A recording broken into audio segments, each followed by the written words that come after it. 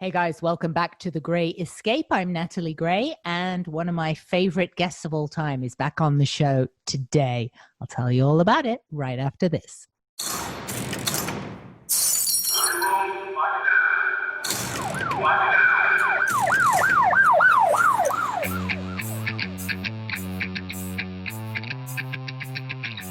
Today's guest is John Stuart Reid, who is an acoustic pioneer, a real trailblazer in the study of cymatics, which is the science of making sound visible.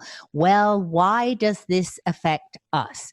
Because what we learn from seeing sound helps us learn what it's doing to our bodies, what it's doing to our world, and how we can harness that power to literally change the world. First of all, by changing our very own health and well-being. In this very episode today, John is going to reveal startling and groundbreaking mechanisms involving sound therapy and the impact they can have right now on our lives.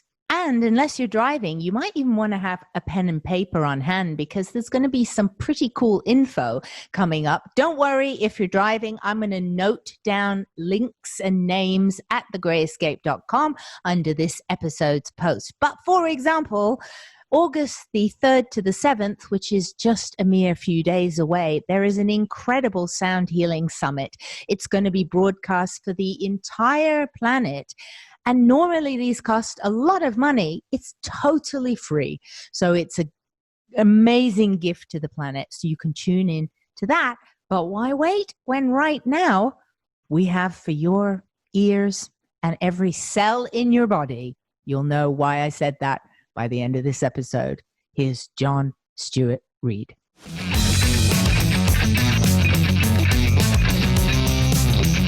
How are you and Annalise first?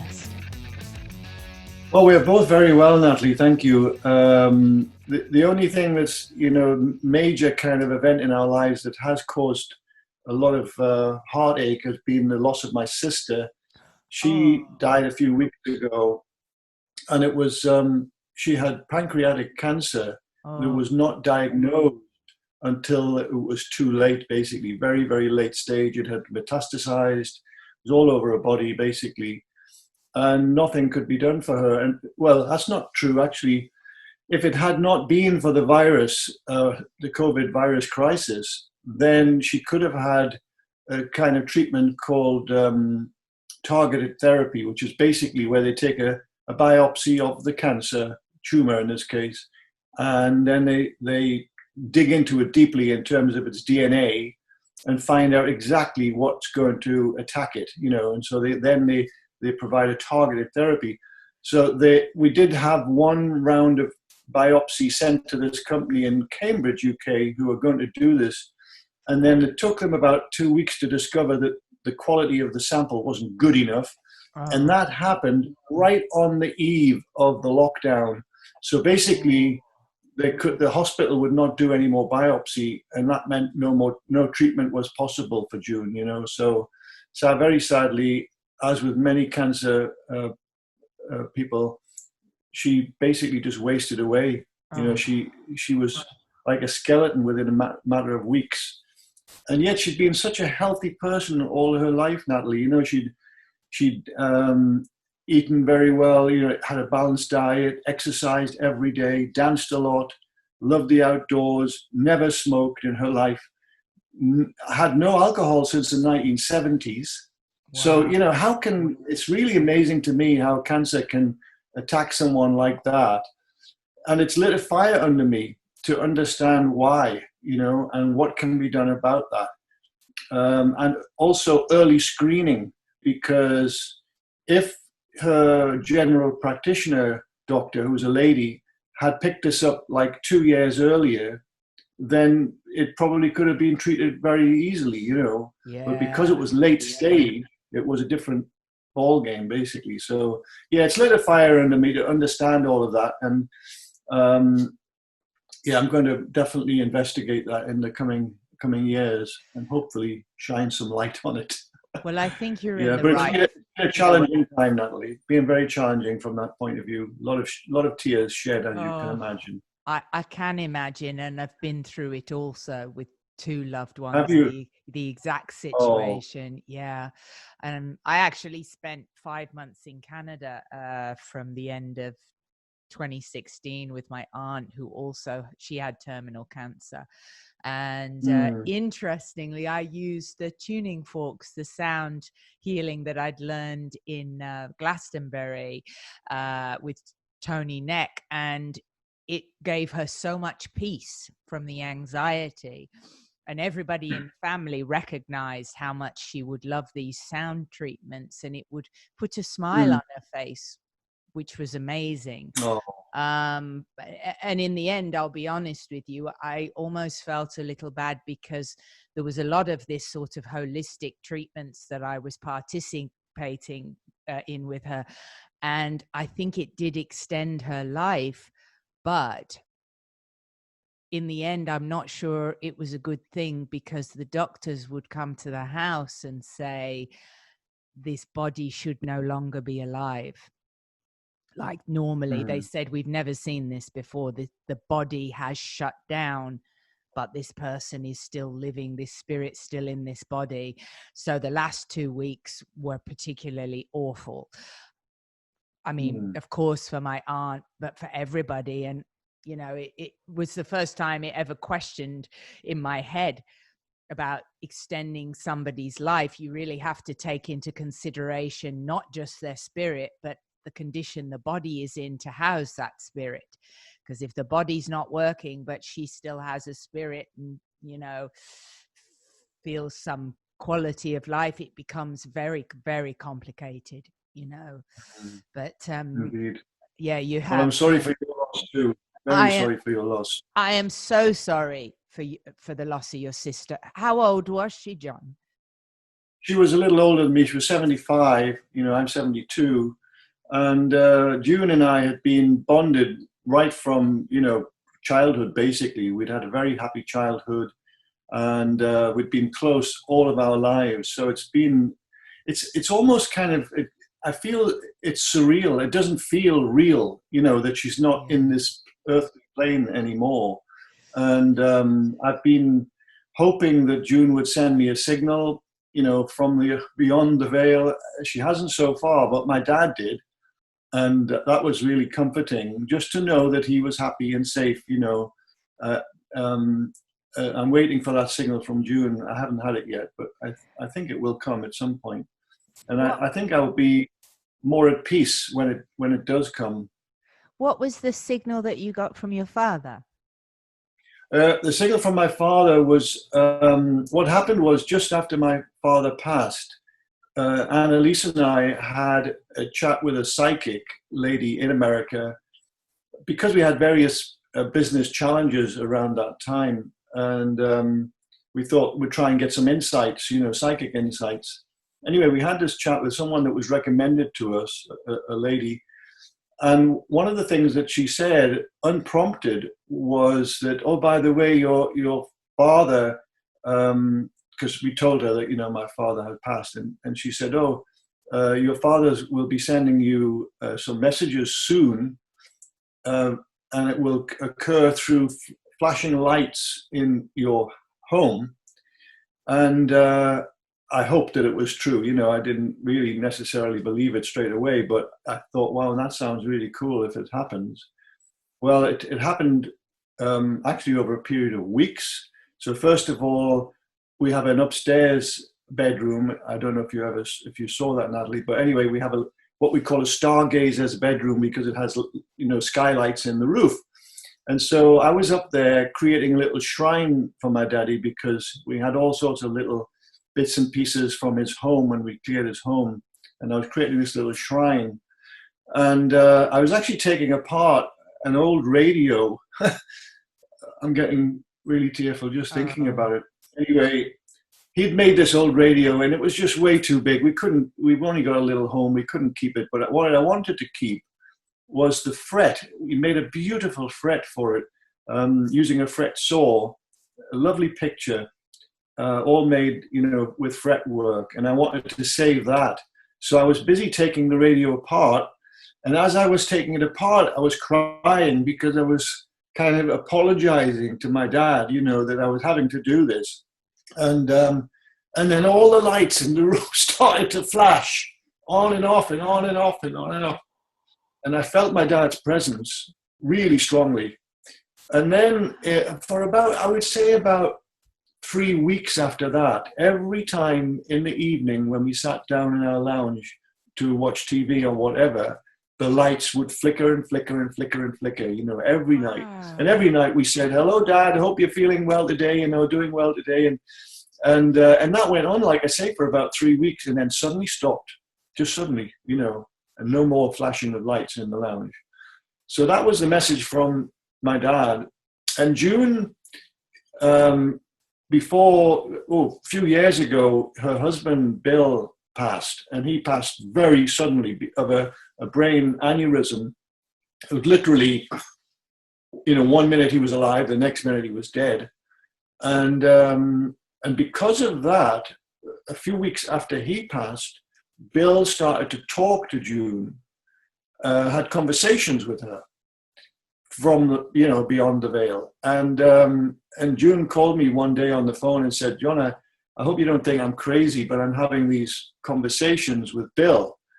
And she said, "It's really comforting." And he told her that he had been given special permission to hold these conversations with June because June was very vulnerable at that time. You know, she'd never looked after a household before. Bill had paid all the bills and, you know, done all the administration for the home, just because he was good at that kind of thing. And so June was kind of not only grieving for the loss of her husband, but also in a quandary about, you know, what to do administratively to keep the home running and so on. Anyway, Bill was a great support during that time for her by having these conversations. And June said to me in one of the conversations she had with me, she said, I asked Bill one day, how can I know that you are real and that this is not just me, you know, inventing these ideas in my mind, that you're having this conversation with me, which was a very reasonable thing to ask. And he said, "Oh no, this is very real, June, and I will send you some signals." And he told her what the signals would be and where they would be, and they all came to pass. Wow. So this was like June's way of knowing that it was all real. And this went on for almost a whole year, calendar year. And towards the end of the year, Bill's conversations got shorter and shorter and quieter. And he said, "I'm going to have to leave you, June." And June was in tears and said, "No, Dad, I don't want you to leave. We keep on having these conversations." He said, "No, I have to. I've been told that I can't carry these on anymore." Wow. And then just suddenly one day, no more conversations, just suddenly stopped. And so it was really quite something to know all of this kind of information, you know, that death is not the end of our spirit. It goes on. And I'm just, you know, I will really feel more comfortable though when I get some kind of a signal from June that she's happy. Because, you know, one of the things, June loved dancing. She was actually a line dancer. I mean, she loved all kinds of dance, even ballroom dancing. She got all sorts of awards and medals for it years ago. But in more recent years, she just loved line dancing. And so I was wondering, you know, is she happy beyond the veil where she can no longer, you know, do line dancing? Or maybe you can do line dancing. Maybe you can do line. Maybe she has endless. When she would have the conversations, was it just like hearing a voice in her head, and she would think out the conversation? In her head, basically, yes. Wow. Now, you see, the other thing about all of this that you know makes the whole thing very real for me is that I have had voices in my head that many years ago, I haven't had them recently, but you know, many years ago, I've had voices that directed me what to do, to the point where, like when I used to work in the university, for example, in the lab, I heard a voice one day that spoke to me very clearly, so clearly that I swung around to see who was in the lab, who had spoken to me, and there was no one there. It was literally in my head. And also at the same moment, and this could be coincidental, but I was working on a piece of electronics in front of me on the lab bench, and a shaft of sunlight came through the window at that very moment, and it brilliantly illuminated this piece of electronics. At the same moment, the voice came, which could be a coincidence, I don't know, but the voice was very clear and very clear about what it wanted me to do in my life. And of course, I followed that advice. And Annalise has also had voices, so it's like, where do these voices come from? Well, almost certainly our guides. Our guides are here with us, and they're guiding us in our lives, if we want to listen to them, basically, because not everybody would, I guess. But anyway, I listened, and here I am all these years later, doing what I love to do, which is science, and having not only fun, with my science, but also helping people. And this is one of the things, we're talking about the upcoming Shift Network, sound healing. What do they call it? A conference or a expo or summit? Yeah, I think they call it a summit. It's one of the things about this upcoming summit. It's a great opportunity to share my knowledge with the people that are going to be signing up for that summit, but also all of the other presenters. There are so many wonderful presenters that are going to be sharing what they know. And so what a great opportunity, for people to tune into that without charge. The Shift Network are just doing it. Well, so I think it's a wonderful. Two things. First of all, I did not expect us to start off on this topic of sort of the afterlife. When you get a scientist on the show, that you don't expect to have the afterlife be the topic that kicks off the episode, But what's so uncanny, John, is my partner Jason, that you also know, he lost his father very recently. And just like you, he's hoping that there'll be some sort of a sign. And it's very difficult for him. Like, it's so difficult. And his dad was a handyman and taught Jason to be a brilliant DIY handyman. And Jason's a real craftsman. And when he's doing his jobs and stuff, of course, it's a constant reminder, because his father taught him all these trade tricks of how you do things. But it's just uncanny. He's in the situation like you, and he's really hoping there'll be some sign. And one day we went by something, and there was a sign that said Ron, which was his father's name. And I said, like, that could be a little sign that sign is there. Your dad's trying to just let you know. But it's just so difficult. So that was the first thing, that it's quite uncanny that you're talking about this. And then the second thing, I wonder if Go ahead. You go ahead. I was just going to ask, maybe it would be a good idea for Jason, like we did, to have a chat with a psychic who can reach out. They have the abilities to reach the other side. Well, and maybe that would be a good thing to do. We could certainly recommend this lady. Oh, well, he'd probably like to take you up on that. Interestingly, I know a tiny bit about this, because, as you know, when I was on, my big adventure in the UK it's been a few years since you and I spoke at your lab. But what kicked off the exploits was my near-death experience in 2012. And you might remember that, and that I had spoken scientific information all about the frequencies and this sort of stuff. And that's why I was seeking out people like yourself and sound scientist Pierre Rubessa in Switzerland and stuff. Well, there was a lot of coincidences that happened after that experience, which is another thing that I found unusual.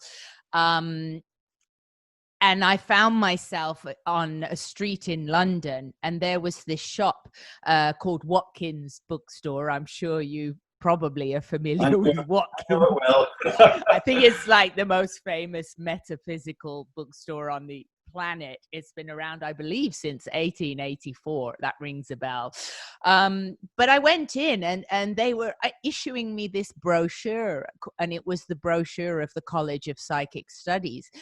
And I ended up going there, and this was never something that remotely would have appealed to me had it not been for my experience in 2012 and all the strange occurrences that happened afterwards. One of which was that I had incredibly strong intuitions about things. People could ask me questions and I would know the answers, basically, for a period of about 5 months. Electricity was also involved. Lights were going out when I was around. This happened for a few days after the experience. So there was something electrical going on, like your father making the lights go on. Whatever happened to me was making them die and they were breaking. Wow. When I went to the College of Psychic Studies in the beginner class, and the teacher very quickly said, oh, you know, you should be in the intermediate class. And he surprised us one day, and all it was really was meditations and just calming yourself, basically to allow intuition to come through. But one day he surprised us in the intermediate class, and he said, we're going to do mediumship. And I was a little bit freaked out, I won't lie, because he said, today we're going to channel somebody, you know, who's deceased. And I was very nervous of this concept. It felt spooky and scary to me. But what he said was that if someone passes, you should wait 6 months before you try and have someone who's a medium reach the person. And they said that the reason for this was there can be a lot of confusion sometimes, depending upon how the person passed. If it's a long illness, there was not a surprise when the person passed. So it's less worrisome. But if somebody, let's say a young person, is killed in a car accident, they explain that there can be a lot of confusion, and that the person, it's such a shock that their spirit isn't quite adjusted to the idea that they're not still in the physical world. And so to wait 6 months. But I did the class, and it happened very quickly. I felt this sort of presence, and you had to give a reading in the class. And sure enough, I gave a reading to a girl, and I told her lots of information, and all of it made sense to her. And it was literally like a feeling of a weight in my body. It was the strangest thing. And in my mind's eye, I could see an old white, cheap and worn striped shirt. It was a white cotton shirt with thin pinstripes, like you'd see in old-fashioned photos, and the sleeves were all rolled up like you'd see in old black and white movies. And the hands, I couldn't lift my hands off my knees, and I couldn't lift my head. And I was talking to the girl in front, and I knew nothing. You just started to tell whatever you felt. And I said, I can't lift my hands, they're so heavy, but I see a belly in front of me, like the person's overweight, and the buttons are being pulled a little bit in this shirt. I can't lift my hands, they're so heavy, and I can't lift my head to look at you. And a lot of stuff I described. And when it finished, which was frankly an extreme relief to me, because it was a very strange feeling having something in your body that was operating. But she said that someone in the family, a relative, had basically run off with the inheritance and would have been tremendously guilty and never been able to look anyone in the family in the eye. And they had worked as, I don't remember if you call them a steel worker, who built the bridges in the old-fashioned days where the men would literally climb up, and he had these giant muscular hands. She said he had these giant muscular hands from building all this steelwork, so which would explain this weight of the hands. So that was my experience with that something is indeed in the afterlife. And that school, Sir Arthur Conan Doyle of Sherlock Holmes fame, he was the president of the school in 1930, because after his wife passed away, he was determined to believe that he could contact her. And that's when there was a lot of spiritualism going around, and seances were very trendy. Yeah. And then also, which gave birth to the charlatan, where, where they'd have the fake psychics who'd come to your home, and they'd have incredibly elaborate ruses where they could have something on their knee that would make a knock on the table. Are you there? Are you there? And there'd be this tap, tap, tap on the table. Yes. But one day I was just like you, where you're very open-minded and thinking, well, if there is something, I need a sign. And I really felt a connection to this building when I went to it, like I was supposed to study there and learn. And very quickly they said, you've got some ability here, like you're sensitive to your intuition, blah, blah, blah. So I'm sat in the library one day there waiting for class, and there's 6,000 books in the library. And I was early because of getting the train into London. And I was really thinking about Arthur Conan Doyle, because when you walked in, you would see a giant portrait of him on the wall when you entered the College of Psychic Studies. And I was sort of thinking, feeling a bit cool, like maybe Sir Arthur Conan Doyle is here and maybe he wants to chat with me. Like no ego there at all. Perhaps all this has happened so I can have a chat with Sir Arthur Conan Doyle. So I'm sat there and I'm a bit bored, and I get up and grab a book, a random book out of 6,000 books, and I open it, and it's signed, yours truly, Sir Arthur Conan Doyle, in ink.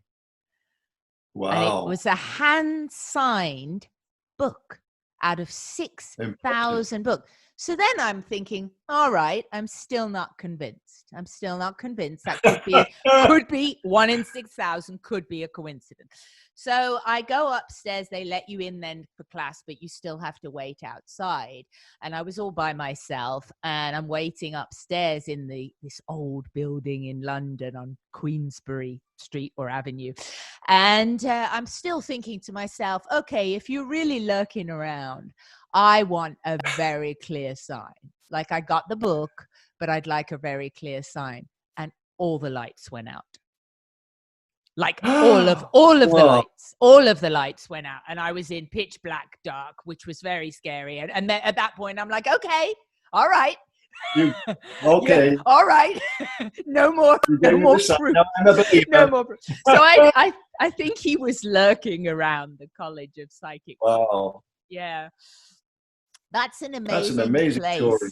It's an amazing place. Like when COVID's over, you might, if you find yourself in London, I know it's a long way from the Lake District, but you might really get a kick out of going there. And they have an incredible mini museum in there of artifacts. And one of the things they have is photography that is astonishing. And it was done like in the 1920s, 30s.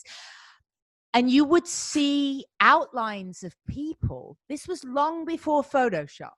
And there's a picture, and I think it's even Sir Arthur Conan Doyle with his wife standing behind him. And it's literally like this plasma figure standing behind. And they've got several of these photographs where something has imprinted the film of the camera, and it is a recognizable shape and a recognizable person.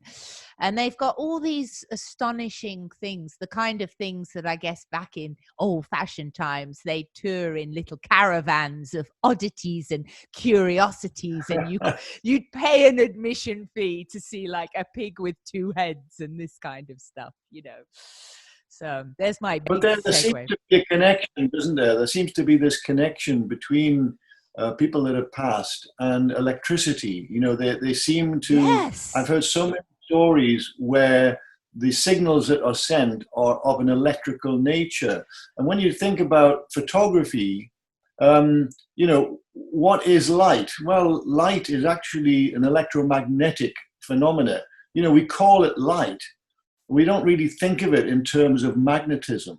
But in a sense, or not in a sense, it is actually magnetism. So when light enters our eye, we call it light because it's an easy word to use, but in reality, it's actually magnetism that's entering our eye, and it's oscillating, of course, which is, it has the frequency of light, but nevertheless, it is magnetism. So, when you look through a telescope or when you look through a microscope and you're focusing the lens, what you're really focusing with the glass lens or the quartz lens is magnetism. And it's a strange thought. So coming back to, what you're saying here about these very old photographs showing someone who's passed, but literally still in the frame, as it were, then it doesn't surprise me in one sense because, the photographic plate is sensitive to magnetism, i.e., it's a form of electricity. And therefore, as we're saying, electricity seems to be linked to people that have passed. So it's still all a big mystery, of course, but nevertheless, there's a little chink there, there's a little clue for us as to why this might be happening in the photographic plates. It's absolutely fascinating. But, you were mentioning there the COVID crisis. I certainly would like to visit that establishment after the COVID crisis. But Natalie, did you read my COVID virus blues article? Oh, yeah. I wanted to tell you, it's astonishing. So for listeners, your cymatics work, which is astonishing on its own, making sound visible, which for listeners, picture a metal plate with sand and you can strike a tone such as a violin bow on that metal plate and it will form, the sand will move with the frequency of the tone and form not a chaotic pattern, but a symmetrical shape of great beauty. And the higher the pitch, the more intricate a shape the sound will form. And John has his company Sonic Age, which a big mission of yours is to make the technology and the amazement of this technology available for as many people as possible. Your work is now in Times Square honoring our health care workers, our frontline workers, and what it is, and you can correct me if I get any facts wrong, but there is moving video of your cymatics imagery set to the words of a beautiful poem that is offering gratitude to our frontline healthcare workers. Yeah, you've got it exactly right. What happened was I was contacted not by the Times Square Alliance, but by a group of artists in New York who themselves had been contacted by the Times Square Alliance. And one of the artists in particular, Mel Chin, is a very famous New York artist, and he was heading this group, and he reached out to me and asked if we would be interested in making visible some poetry. And because, we had in the past, we've worked with spoken words made visible. So basically what happens is you get a word and you inject it into water. And so the vibrations in the word, the periodicities in the word, they become transposed or transferred into the water to create a pattern which actually is representing the word. And it's very accurate. I mean, the instrument that I designed and developed over a number of years provides a very accurate analog pattern of that word made visible. And so I knew that we had succeeded in doing this with there's a professor, or two professors actually, in Canada at Ryerson University, who were very interested in making the speech visible of Native Americans, First Nation languages, because First Nation languages are beginning to die out, apparently, and they were very concerned about this, and they wanted to make them visible so that it would, draw attention, basically promote the whole idea of keeping these languages alive. So we worked with these two professors some years ago, and we knew that making speech visible was actually quite simple for the CymaScope instrument. But since then, we had not actually worked with speech. But when Mel Chin and these artists reached out to us, I knew immediately that we could actually achieve what they wanted, which was this little piece of poetry made visible. And initially, it was interesting because initially they didn't tell me that they wanted it in multiple languages, just, English. And so I immediately said yes to it, of course. I mean, the idea of having cinemascopic imagery, on those giant screens in New York Times Square, it was something I immediately said yes to. But anyway, later, after we had made visible the English version, and by the way, the words are very, very heartfelt, they're beautiful words of gratitude to the hospital workers and the healthcare workers. But anyway, after we made the English version visible, they then said, "Oh, by the way, can you make visible the Russian version of the same words? And also the Chinese version. Oh, and by the way, can you also make visible the Spanish version and the Creole version?" Wow. Because apparently all of these different languages are very prominently used in New York City. I had no idea. But anyway, of course we said yes, because it was a very, very good cause. Yeah. And so I got to work with all of these different languages, making them visible, which is a first in history, I should say, because it's never been achieved before to make all these different languages visible. And then I made each individual word visible in the lab here. I sent them to my son, James, who works he's a very, very clever young man, and he works in software called Final Cut Pro, which is a kind of professional editing. You know it? Yeah. And he edited all the individual visible words together, and made it look so beautiful. And then they all went off, to Times Square Alliance, and they're literally, they are playing in Times Square right now. And for the next, I think it's another week or 2 weeks, they're going to be showing them. And so it is, it's a very proud moment for us, because it's a very prominent place on Earth to show CymaScope imagery. And they're now beginning to, to promote the whole concept of the CymaScope in that area. So yes, I'm very, very proud of that. Yeah. But getting back to the COVID article, I'm also proud of that, and the reason is, because I realized many weeks ago, right at the beginning of the lockdown, already the media were scaring a lot of people. A lot of people were in fear of this virus and thinking that they were perhaps going to die, and maybe some of those people did ultimately die. I don't know. For sure. Yeah. I just knew that there were millions and millions of people that were in fear.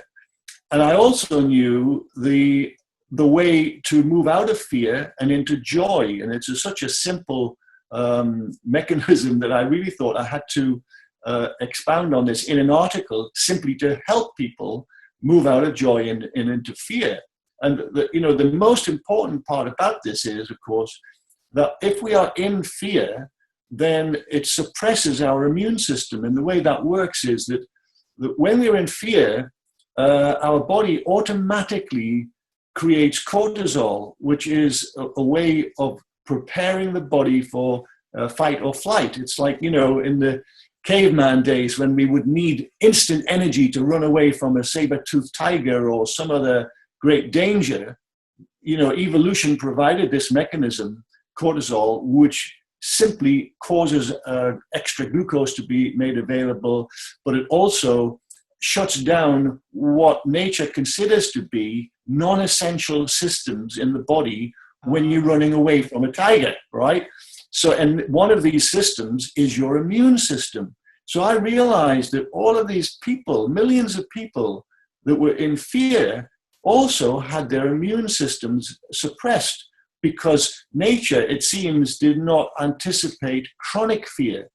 Chronic fear, you could think in ancient times, why would anyone be in chronic fear? It was a very unlikely scenario. And so I think nature just didn't anticipate it. So, but when we are in chronic fear, it really does mean that our immune system is not operating anywhere near at full efficiency. So we're likely to be open to pathogens such as viruses and bacteriums and so on. Anyway, so the mechanism that I knew, simply from my work over many years, is to increase levels of dopamine in your body, because dopamine does exactly the opposite thing to cortisol, which is to boost the immune system. And how do you do that? Well, all you need to do is to listen to your favorite music, not just any music, but it has to be your favorite music. Wow. So listen to favorite music. It's as simple as this, because when you do that, immediately your whole organism goes into a state of bliss, into a state of joy. So in other words, you come out of fear and you go into joy. And it's automatic. You're programmed, in a sense, by your favorite music. You love it, of course, but that love of that music, of course, got many, many reasons why anyone loves a particular piece of music or a genre of music even.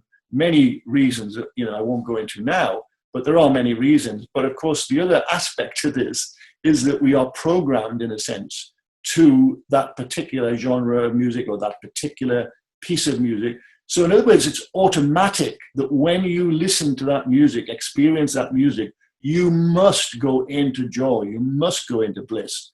And that has this immediate effect of not only increasing your dopamine levels in your body, which boosts the immune system, but the same mechanism suppresses the cortisol in your body. So in other words, it takes you out of stress and into joy, and it's automatic and it's wonderful, so anyway, I wrote this article and I sent it off to a few different online sources. And before I knew what was happening, I had all sorts of people all over the world writing to me, would you mind if we translated this into Russian? Would you mind if we translated this into French? And so on.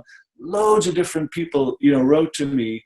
And so the article has actually been extraordinarily well read. Millions of people all over the world have read that article. And I really do think it has helped a lot of people, and it's just a simple thing, So anyway, I'm quite proud of that little. That's incredible, and you should be proud. I mean, everything that you do is one of those things that it's sort of for the betterment of mankind. I mean, fundamentally, as we discussed on our episode before, everything is sound, and your explorations, you truly are a pioneer in this field. And the more that we can all understand sound and its implications and applications onto our well-being, I mean, it's like NASA for the betterment of humanity. I had NASA on my show last episode, right? Not to I remember. Not to show off, but I had NASA on the show. I wanted good for you, Natalie. They were amazing, really lovely guys. And I didn't know, I knew I was looking forward to seeing you and having this episode jump, but I had no idea I'd love this so much, what we're talking about, because it's such a surprise. But when you were talking about your father and the radio, dismantling it, was it a ham radio? Or was it this is a vacuum tube radio. So my dad, grew up with radio. His father, my grandfather, built radios in the 1920s.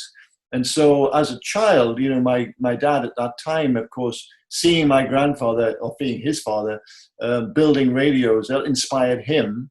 And then in my childhood, of course, I was also watching my dad build radios, vacuum tube type radios. And he kept that up, all of his life, actually. Even when we went into the transistor age, for some reason, he couldn't translate into that age. He just wanted to keep on with the vacuum tube type, they're called valves in the UK. He wanted to keep on building valve radios.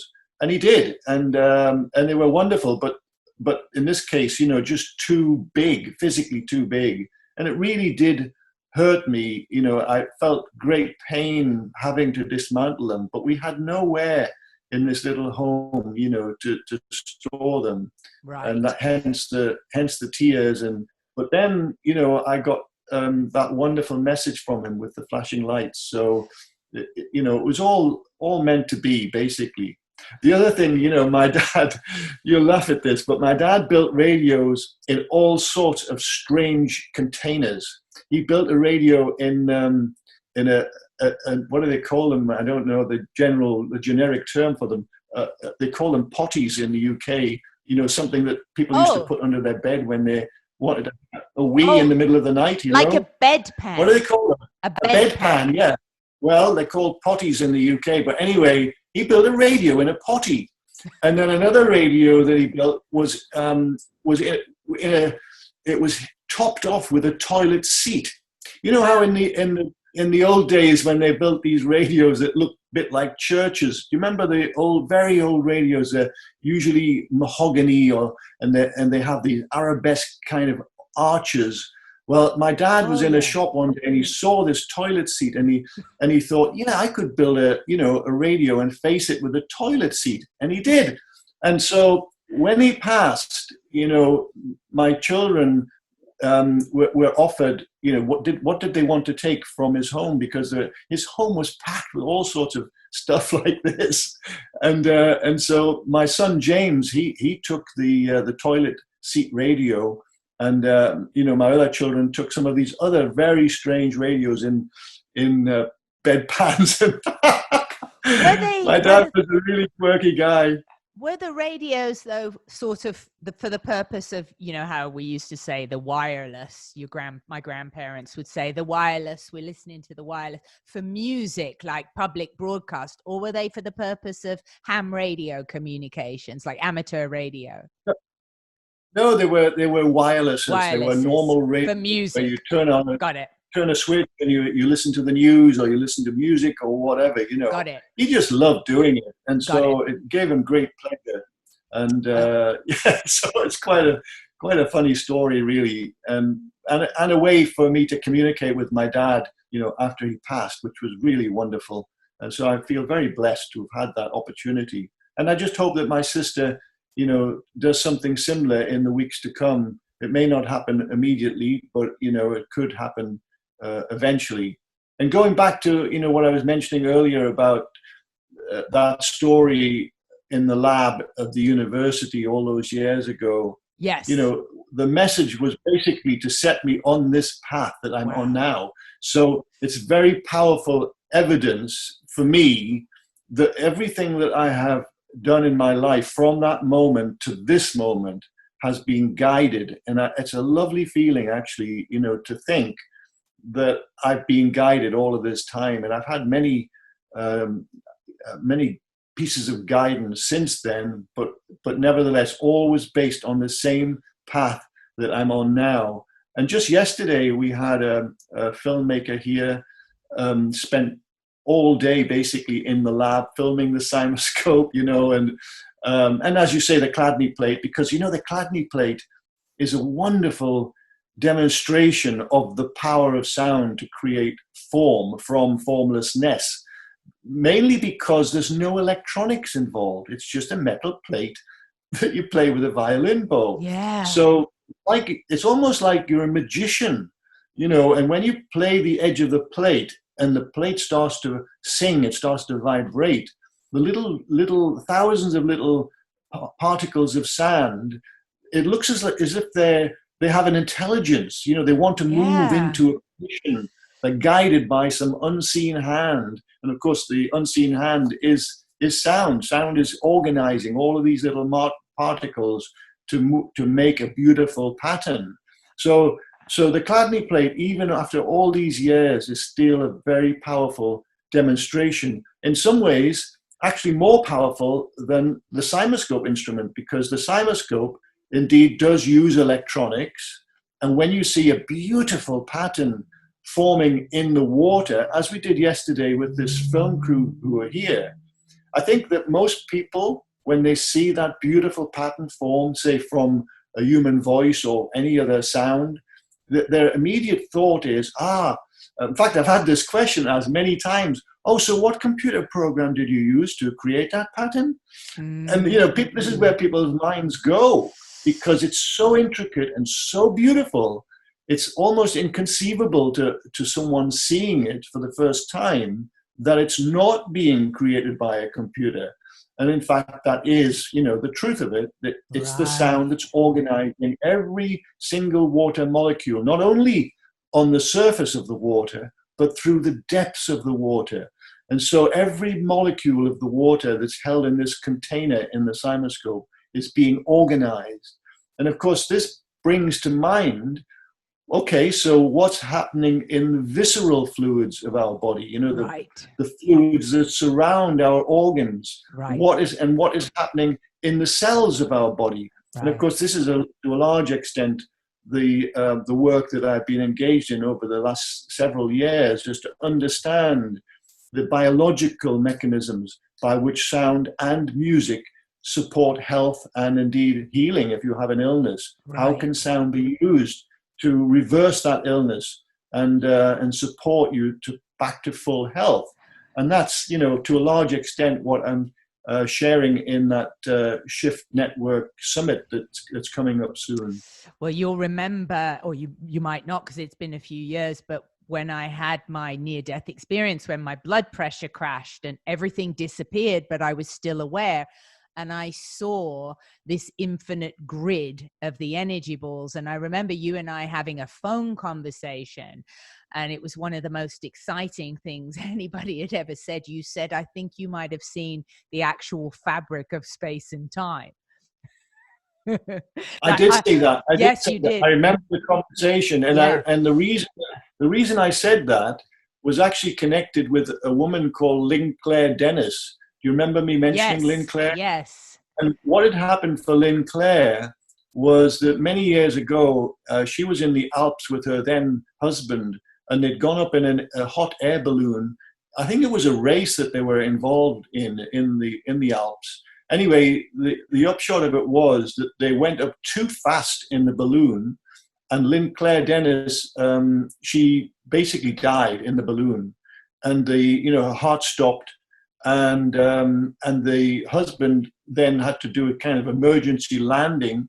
After they landed and resuscitated her, she lost the power of she lost a lot of mental faculties for quite a long time, and it took almost 2 years for her speech to return, so she could fully communicate again. But when she did, fortunately, she got all her faculties back. What she was able to relate was that she had, in her very words, I think, if I'm remembering correctly, she had taken one step into eternity. What I mean by that is she described, as many people do when they have near-death experiences, they describe a tunnel, going up a tunnel, seeing a bright light at the end of the tunnel. But all of the previous episodes that I've experienced, people telling me this kind of story, near-death experiences, they usually come back. Well, of course they come back, but they don't go through that light. But in Lynn Claire's case, the way she described it, she went 1 foot through the light, so she was able to see the other side, and what she saw was pretty much exactly what you saw, right, in your near-death experience. So this is how we could kind of confirm that it was all real.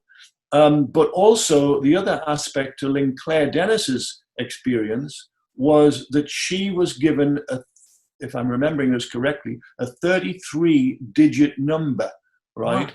And this, not only the 33-digit number, but also she had seen geometry beyond the veil. And she remembered the geometry, and she remembered this 33-digit number.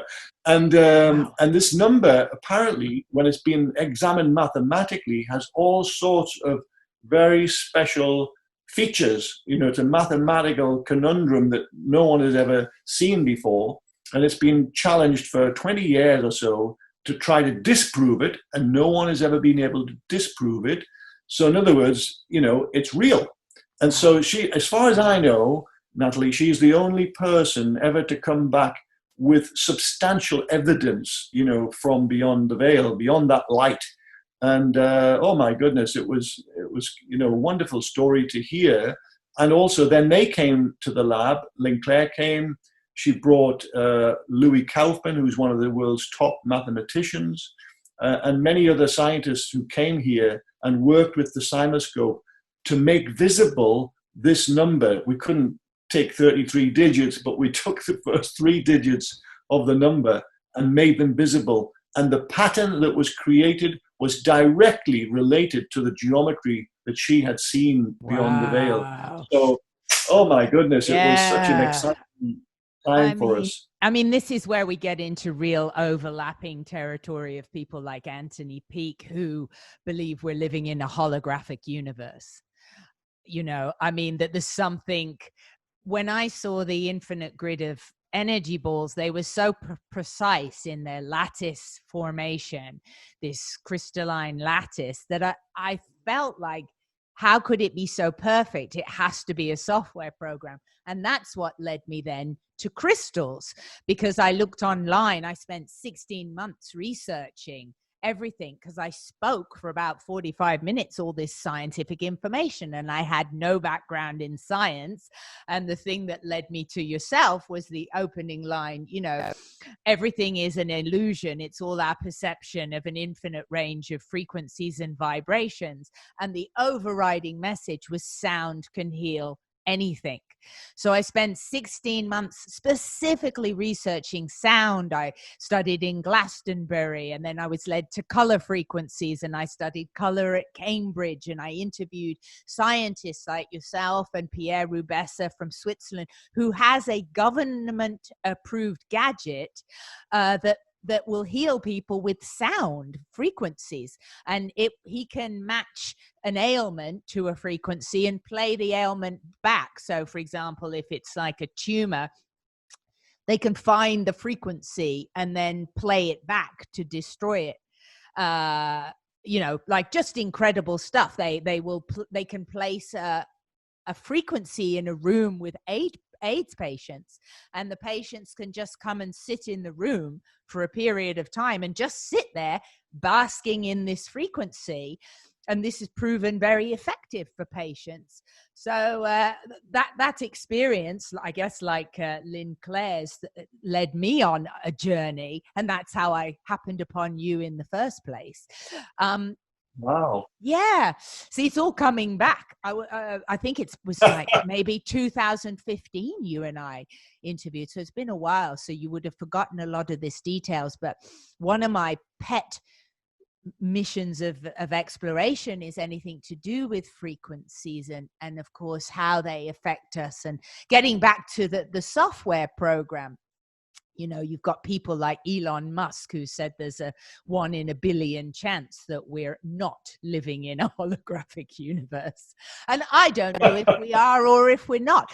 But I know there's some startling evidence that can percolate. And you just saying about this number and the number translated to a sound. Now, I've been studying frequencies for ham radio, and I'm about to take my extra license, which in the US is the most advanced one. They have a different series in the UK, and that's why I was grilling NASA on my podcast. And I wanted so badly to show off to you when you said that sound is the electromagnetic wave.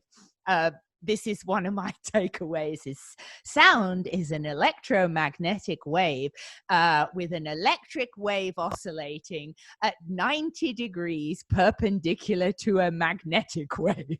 Is that right? Please tell me I'm right. Oh, it's not? No. Well, that's what it says in my ham radio book. Or is it like? Oh, yes, it will. It will say that. Yeah, absolutely. Because, this all comes from James Clerk Maxwell, basically, who was the father of electromagnetism, you could say. And, you can see his model of light, consisting of the electric field and the magnetic field orthogonal to each other. In other words, 90 degrees to each other and all of this. But, the reality is that light and sound, indeed, do not propagate as waves. Well, not in the sense that people think of a wave. You know, when you think of a wave, you think of a wiggle, don't you? Because it's always depicted as this wiggle in a graphic form in a book, for example. But of course, the reality is that nature does not use graphs, right? Nature doesn't use graphs, so there's nothing wiggling about sound through the air, and there's nothing wiggling about light propagating through the air either. You know, what's happening is that all sounds are indeed holographic, by the way, but all sounds are, all the audible sounds anyway that you can hear or I can hear, are bubble shaped. You know, they're spherical basically. So the sounds coming out of my mouth now are beautiful bubbles, and partly with a little bit of sound coming down my nose as well, of course, but nevertheless they are bubbles. And all of light, excepting laser light, which is a very special, unique case, but all normal natural light propagates as a bubble. So what about this, coming back to your ham radio book, you know, and the ham radio and debunked by the the magnetic and the magnetic and the electric fields. What's happening there? Well, the reality is that the magnetic and electric fields, which are at right angles to each other, are oscillating bubbles, one inside the other. So that's what you should be visualizing, oscillating bubbles. So when I say oscillating, I mean they're, you know, vibrating in and out, but they are, in this case, the electric and magnetic fields are operating in opposite directions or in orthogonal directions at 90 degrees to each other, okay? So that's what we should be visualizing. Of course, it's very hard to show that in a book, isn't it? You know, It's much easier just to show a wiggle. And this is what's confusing in science, and everyone, even some scientists that I know, you know, I've struggled to, you know, to show them this concept, and it's not that easy, but basically, you know, it has to happen eventually, that the world starts to think in terms of bubbles and not in terms of waves. And certainly when it comes back to holography, it's true that every sound you've ever heard has been holographic in its form, and it's also true of light. Light is also a holographic medium. So to think about the holographic aspect, it's actually easier to think of it in terms of sound. If you think of a bubble of sound now, then obviously it's the air which is vibrating with the information in the bubble is not just the surface of the bubble that's vibrating in that way. It's literally every molecule inside the bubble, right through to the very center of the bubble, okay? Right. So literally every single molecule in that bubble is carrying all of the information. Every molecule is carrying all of the information, whatever it is. Say my speech now. My speech has got a myriad of frequencies that are creating my unique voice, okay? Every single molecule in that sound bubble carries all of that data. That's what makes it holographic, okay? Means, because that's a definition of holography. Any one part on the surface of the bubble is the same information anywhere inside the bubble. That's the definition of holography. Any part contains the whole. Any part contains all of the information. And so the same is true of light. It's not quite so easy to visualize with light because it's not a particle anyway, right? It's magnetism, but it's still the same principle, basically. And so that's probably why this whole concept of the holographic universe, you know, comes into being, because all of sound, all of light is holographic. So, okay, well, there are not many other forces, you know, in the universe to think about if we, you know, talk in those terms. So anyway, it's a wonderful subject to conceive, isn't it? Yeah, well, a support for this as well is in ancient religions and ancient healing practices. They have this underpinning belief of every part contains the whole, and that's why we have these healing modalities like the acupressure, and they can go on the palm of your hand and press a part, and it's like, here's your lungs. So on your hand, yes. in the healing, which they also teach at the college in London, I had acupuncture for for stuff last year, and he would just put pins in my finger. And it was affecting my whole body. So, and then the feet, you know, the reflexology, they'll massage your foot, and it's like, here's your brain, here's your lungs, and on your ear. And then they've got is it phrenology on your scalp, where they can touch parts of your head. So it's this ongoing, every part contains the whole. You take any part of your body or extremities, and you can affect the whole body by dealing with this one representation, you know. That's all very true, you know, and the reason that we are able to mediate pain with sound is all connected with what you've been sharing there, because the nervous system, you know, we've got millions of nerves in our body, and the three main types of nerves, they're called afferent fibers, and there are three different types of afferent fibers. And these fibers all have to terminate somewhere, and they literally terminate in the surface of your skin, for example, as nociceptors. They're called nociceptors, and this is where the nerves terminate. But crucially, all three types of afferent fiber, they're all sensitive to mechanical vibration. They're also sensitive, you know, some other types are sensitive to other types of things like heat, for example, or whatever. But all three are sensitive to mechanical vibration. And what this means is, if you think about, for example, if you are hammering in a nail in a wall somewhere and you miss the nail and you hit your thumb with a hammer, it really hurts really badly, doesn't it? And the natural reaction when you do that is to hold it tightly. And if you hold your thumb tightly, very tightly, then almost all of the pain disappears almost instantly. And the reason this happens is because these afferent fibers are all sensitive to mechanical vibration. And if you excite them with pressure, which is what you do when you hold your thumb like that, then they send a signal via the dorsal horn of the spinal column, and it shoots up into your midbrain. And in your midbrain, opiates are created, natural opioids, basically, which then mediate the pain. So as long as the signals are being sent up into the midbrain, the opiates will continue to be created and continue to mediate the pain.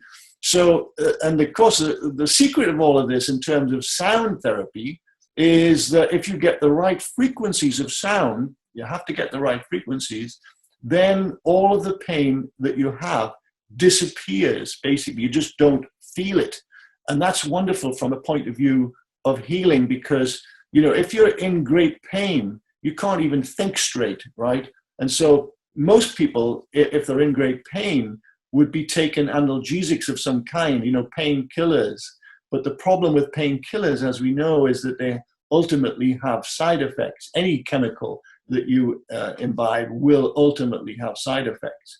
So isn't it wonderful that there's now a means by which pain can be mediated by sound, just pure sound, if we know the right frequencies. And of course, you know, there are now, as you mentioned, there are devices that can be manufactured now and made available to the general public, which allows you to mediate your own pain if you have pain in your body. And when you're free of pain, any underlying condition that you have, you're much more likely to be able to work with it with other modalities to heal it than if you're already in pain, because you can't think straight when you're in pain. You can't even think about, you know, applying different modalities to your body to cure whatever illness ails you. And so pain is a very important part of that healing process. It rings a bell that the acupressure lady that I'd gone to, I think she put a little dull prong in my thumb. Now, are you saying, John, that if we walk around pinching our own thumb, we're going to be on opiates? Because frankly, no, I'm not saying that. Because if so, I'm in.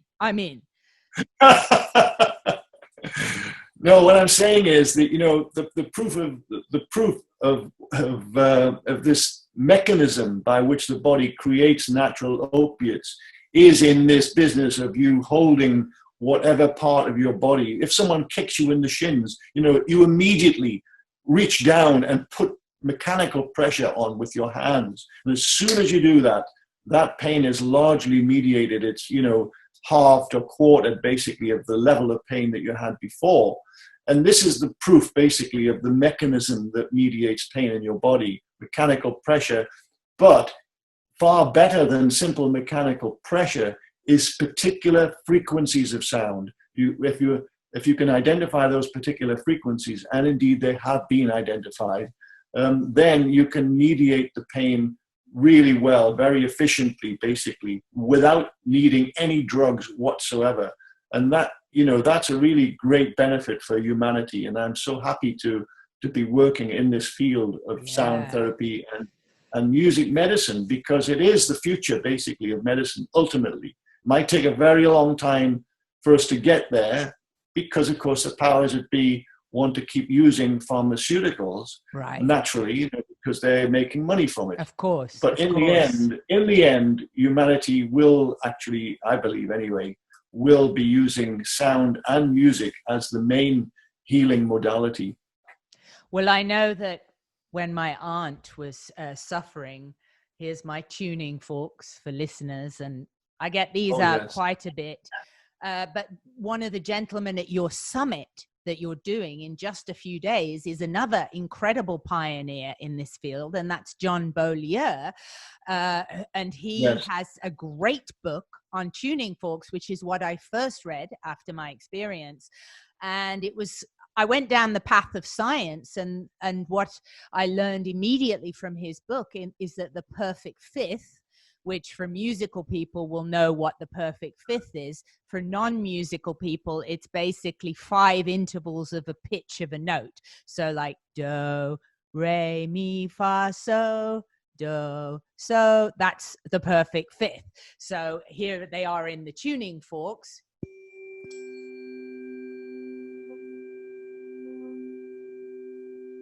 And if you don't hear those, I have those sound files I can play over. I don't know how they translate on the mic. And he said in his book that they took blood of patients while they were playing the tuning forks with the intervals of the perfect fifth.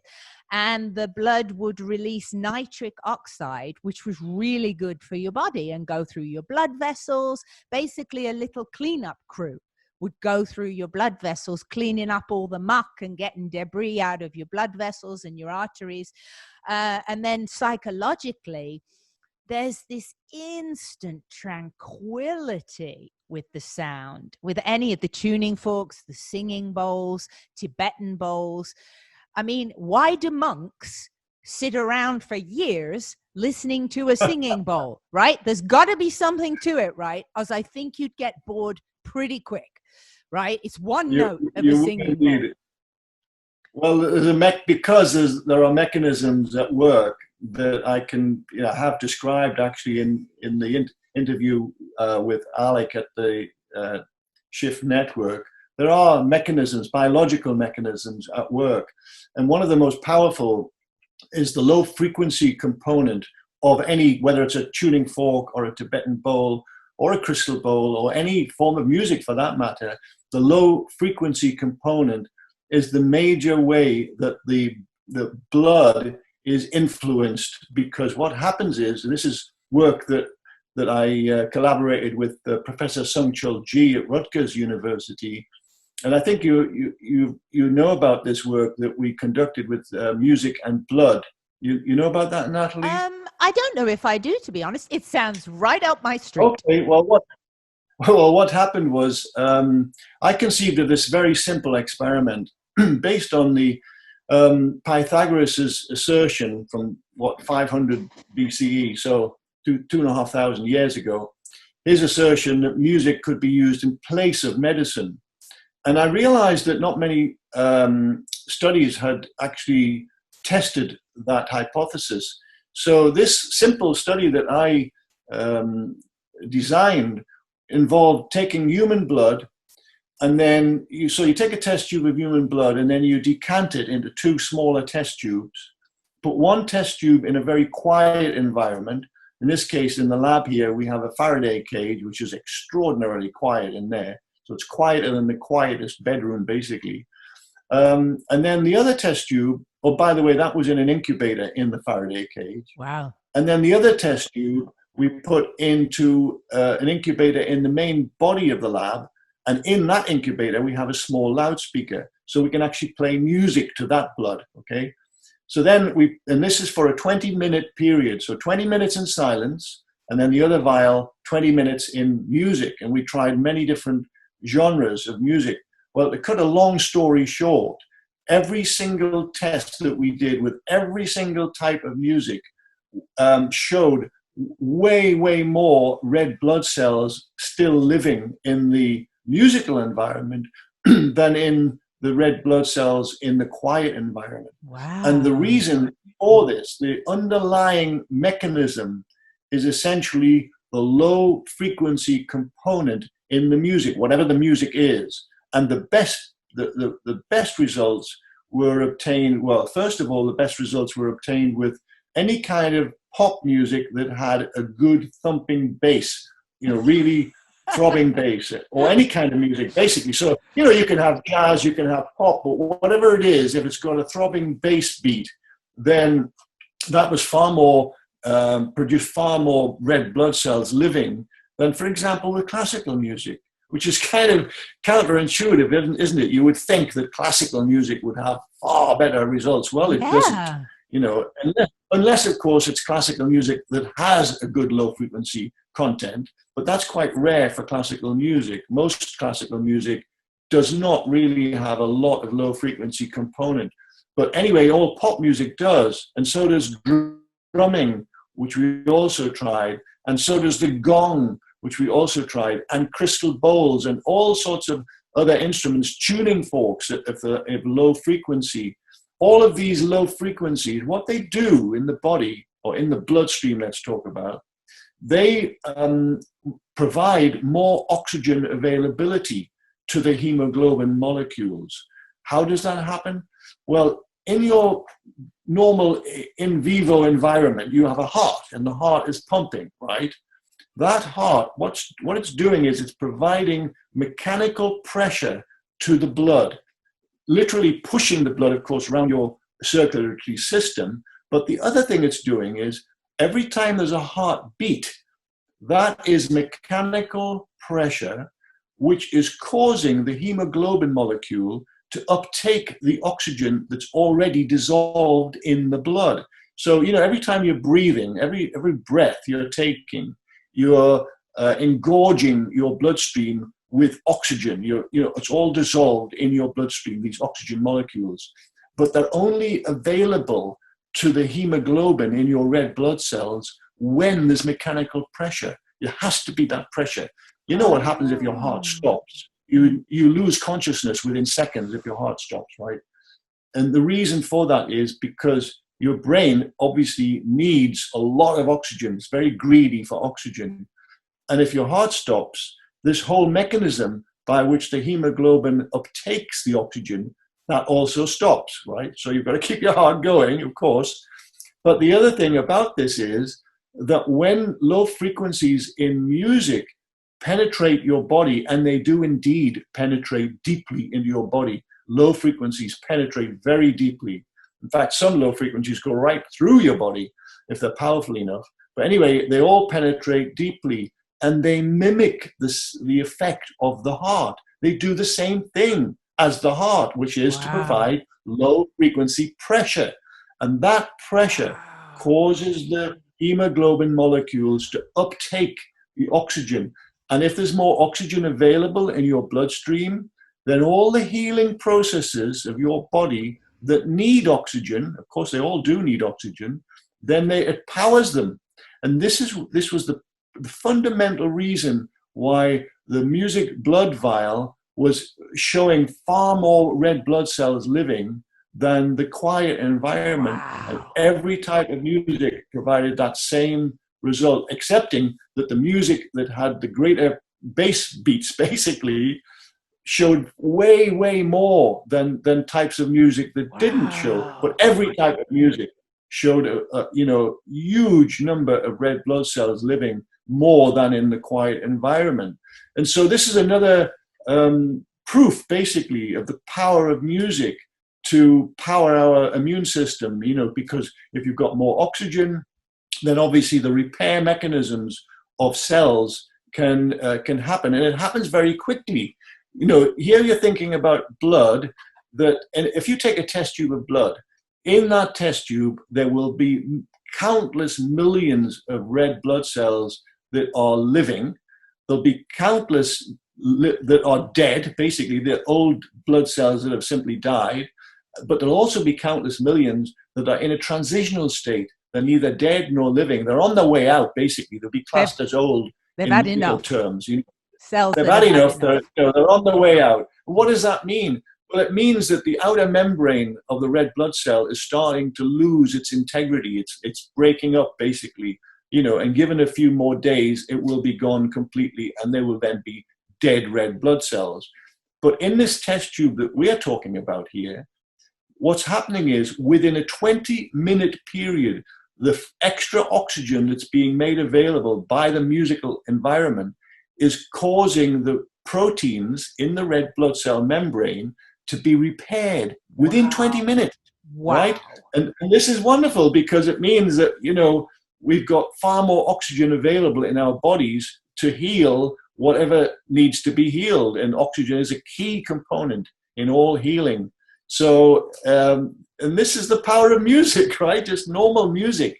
Wow. So it's a really wonderful thing. Now, the other aspect of this is, though, that it's got to be music. In this case, it doesn't matter whether you like it or you don't like it, because this has nothing to do with the cortisol and the dopamine that I was talking about earlier. This is a different mechanism.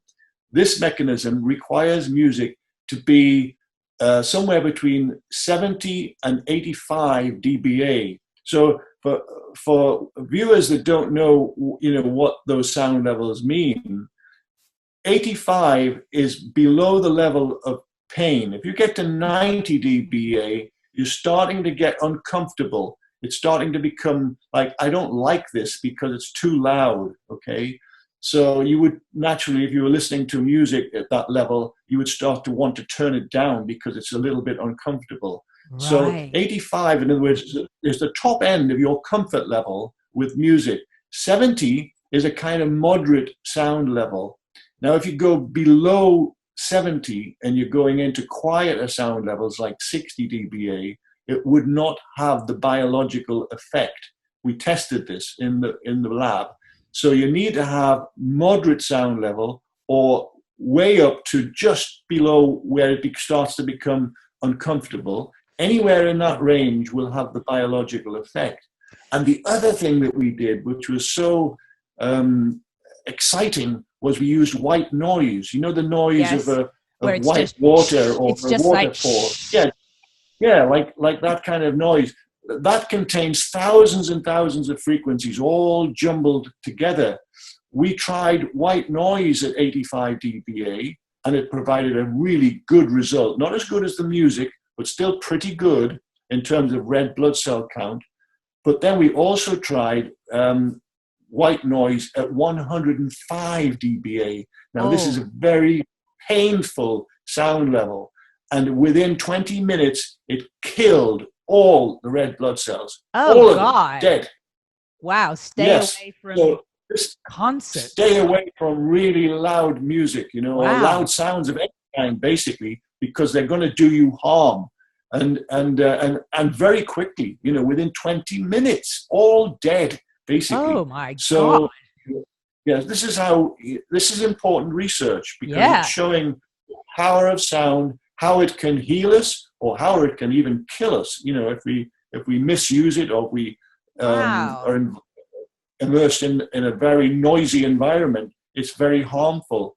And this is why, of course, there are noise regulations. This is why it's all regulated now in this world that we live in, where people that are at work can only stay in noisy environments for so long because it is harmful to the human body. Now, my question is, does it make a difference? I'm assuming all of these experiments would have to go directly to the body, i.e. not wearing headphones if you're doing any of this music stuff. In terms of the music blood experiments, yes, it would have to be whole body immersion. But in terms of the earlier mechanism I was referring to, when you love music and you listen to that music and it takes you out of fear and into joy, that can be via headphones. It doesn't matter how you listen to that music, but not if we're talking about increasing the level of oxygen availability in the body and therefore increasing the ability of the body to heal from whatever malady you might have, that needs whole body immersion. And one of the interesting things that happened last year was late in 2019, there was a study published by Augusta University in the USA that was subjecting little mice to whole body vibration, similar sort of thing to what we were doing using, low frequencies again, but in this case it was whole body vibration, but it's still low frequencies. And what they found, they were measuring macrophage production in the mice. These are part of the family of leukocytes, which are the kind of white, blood cells so not the red ones. Now we're talking about the white blood cells that are powering our they are our immune system. These are the scavenger cells, that see off the pathogens and the viruses and so on in our bloodstream. And what they found was, they get the baddies. And so what Augusta University were finding is that these low frequencies were powering the macrophage proliferation of these cells in the mice. In other words, it was supporting the mice to have far more macrophages in their bloodstream than without the low frequency vibration. So in other words, essentially the same experiment that we had conducted with red blood cells, they had been doing with white blood cells. And of course, we were doing it with human blood, they were doing it with mice blood, but essentially it's the same thing. So where we now want to go with our experiments, of course, is now to look at leukocytes, in other words, the white blood cells in human blood with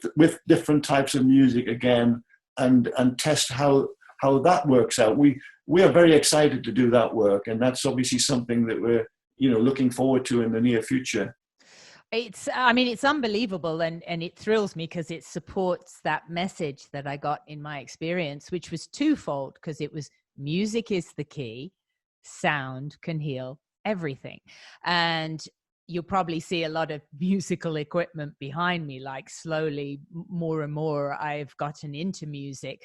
I saw which I don't think I got to, but with my aunt, I would see her face go from distressed and contorted, and I'd play the tuning forks and she would take on the appearance of someone at great peace, just playing those tones of the music. So what we're saying is, if we can do all this amazing good stuff with music and sound, doesn't it also then lead you to think that illness in the first place might be caused by bad sounds and frequencies around us? Good question. Well, there are many, many, many forms of illness, and the types of illness that I usually talk about in my presentations are illnesses that have been caused by an invasion of a pathogen, which is like, say, the COVID virus is harming a lot of people right now, and causing all sorts of pain, emotional pain and physical pain in the world right now. But also other types of illness, such as imbibing some toxic substance or some kind of physical trauma. There are many different forms of illness, but one of the aspects to sound therapy, and indeed music therapy, that I've been working with, and music medicine, concerns what happens in your body when any one of these factors occurs to cause an illness in your body. And what happens is, in a sense, a system or systems of your body shut down. It doesn't mean that they're not going to recover. It basically means that the cells in that system of your body or systems have gone to sleep. They're in a kind of sleep state, and they're waiting for healing to occur. And of course, in most cases, given time, if the body is supported, with good hydration and plenty of rest and plenty of good nutrition, then in most cases that illness will be reversed without the use of any pharmaceuticals or any kind of modality at all. But of course, we know that if we do use healing modalities, it can support the body through healing at a much faster rate than without it. Wow. And what happens is that in these sleeping cells, let's say we've got sleeping cells in our spleen or our pancreas or our liver or whatever it is, whatever organ is asleep or partially asleep, let's say, then we have cells they're called the G0 phase cells. This means that they're literally asleep and not doing their normal job. And when that happens, the body, of course, is out of balance, because our bodies are exquisitely balanced. Everything is uniquely balanced. And if any one system of the body goes out of balance, goes into a sleep state, of course, it throws the whole body out of balance. So we feel ill. And if you read the medical literature, what it will tell you is that to move these cells that are in the sleep state, in the G0 phase, to move them into what's called the G1 phase, which is the beginning of the phase that leads to mitosis, cell division, and sort of where the cell is normally working, normally replicating again. To do that, the medical literature tells you that the cells need rest, they need sleep. Right. Because they're in a natural sleep state. And this is often why doctors would say, you need a good rest, you need plenty of sleep. And there's a lot of truth in that. But the other thing the medical literature will say is that the cells need a stimulus of some kind. Now, a good nutrition, an injection of good nutrition can actually stimulate cells to reawaken. But what the medical literature hasn't yet caught up to is that sound, particularly, beautiful harmonic sound, can also reawaken the cells and bring them back online, as it were, to rejoin the cell cycle. Because sound is a form of energy, right? And the cells simply absorb the frequencies that they need to reawaken. And so again, it's important to know either the correct frequencies or to apply a wide range of frequencies and at a moderate sound level, so that the cells can absorb the frequencies that they need and simply effectively reject the frequencies that they don't need. So you can either do it in that way, where it's a moderate but very broad band of frequencies, or you can use targeted therapy with sound or music, where you know the specific frequencies that are needed, and you apply those to the person, to heal that malady, whatever it may be. So that's the kind of biological thinking behind general illness. Of course, that doesn't apply to cancers, because a cancer is a different type of illness entirely, where you've got cells that have gone awry and that they're multiplying without any recourse to the normal bodily systems. But they can be still eradicated by sound. And you mentioned that other researcher, what was his name? Pierre, did you say? Pierre Rubessa. Yes. Yeah. Well, the essence of that is that all cells in your body sing. They literally sing. They're making sound all of the time. And this is the work of James Jimzeski, who made this discovery in 2002. And he called it the song of the cell. Literally, every cell has its own unique song. And that applies equally to cancer cells as well as to healthy cells. So if you can identify the frequencies that the cell is singing, and if you then play those frequencies back to the cell, but much amplified, greatly amplified, then naturally, through the simple laws of resonance, the cells will absorb the frequencies very easily if you're playing them back, and it's the same frequencies that the cell normally makes anyway.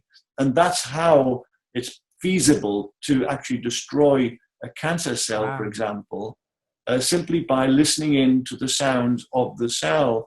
And one of the ways to do that is using Raman Spectroscopy, which is a system in which a laser beam essentially is used, and the laser strikes not one cell, but typically thousands of cells, because the laser beam is, even though it's quite narrow, it's still going to pick up the signals from a lot of cells.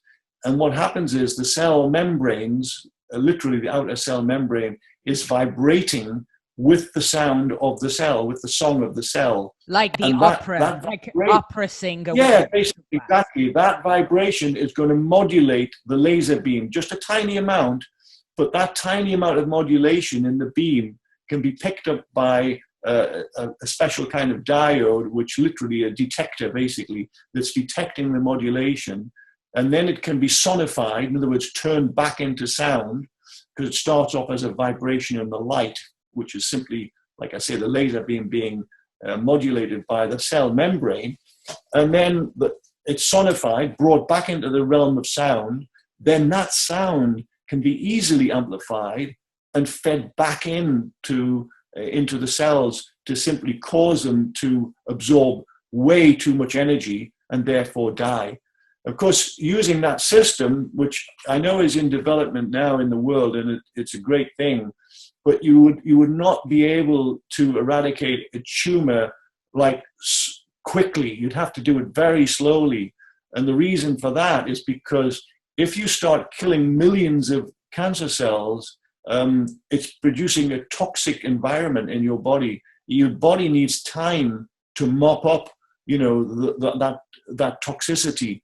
And so you do it over a period of time, perhaps several outpatient visits to the hospital or whatever, then I can see how that would work ultimately, where a tumor could be slowly melted away with this new type of treatment without any drugs at all in your body.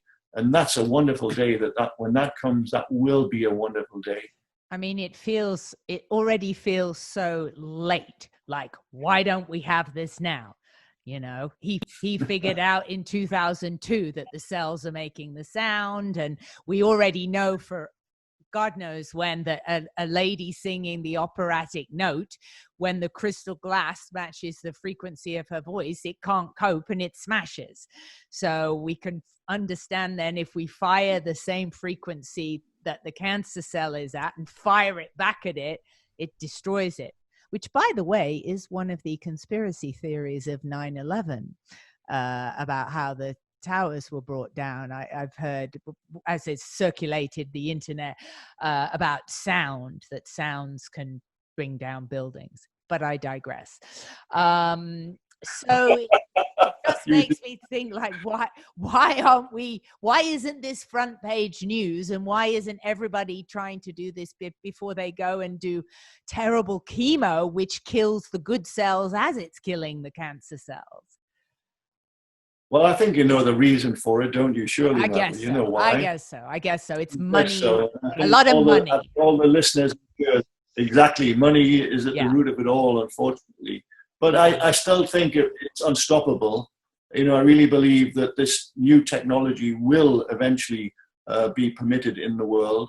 And I think that's an exciting future to look forward to for humanity, because cancer is such a terrible, terrible disease. It's causing so many unnecessary deaths. My own sister, as I mentioned, earlier, died very recently of pancreatic cancer. It was so sad, so tragic, and so unnecessary, basically, given, as we've talked about, that technology is already pretty much with us. It's a great future to look forward to, where we can, where people can be supported without drugs to heal whatever malady they have in their bodies. I feel that the sort of big pharma and any big corporations, it's not that they have to look at it that they're going to lose money. To me, I just feel you're going to have the money coming from a different sort of source, like what's happening in the meat industry, for example.